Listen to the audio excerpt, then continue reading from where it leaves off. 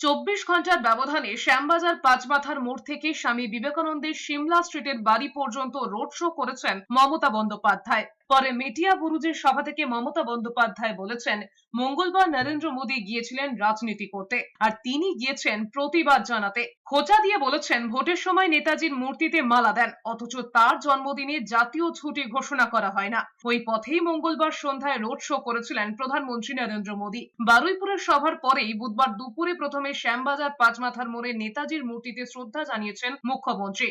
এরপর হেঁটে শ্যামবাজার থেকে সিমলা স্ট্রিটে বিবেকানন্দের বাড়িতে পৌঁছে যান তিনি। মুখ্যমন্ত্রীর পদযাত্রা ঘিরে রাস্তার দুধারে মানুষের উৎসাহ ছিল যথেষ্ট। এই একই ছবি ধরা পড়েছিল মঙ্গলবার নরেন্দ্র মোদীর রোড শোয়ে। আমি একটা কথাই বলতে গিয়েছিলাম, নেতাজি সুভাষচন্দ্র বসু মনে রাখবেন, ইন্ডিয়ান ন্যাশনাল আর্মি করেছিলেন, প্ল্যানিং কমিশন করেছিলেন। নেতাজি না থাকলে দেশে স্বাধীনতা হতো না।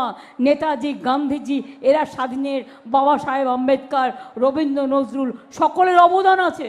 অথচ আজও নেতাজি সুভাষচন্দ্র বোসের জন্মদিনে দিল্লি জাতীয় ছুটি দেয়নি। আমি তাই প্রতিবাদ করতে গেছিলাম।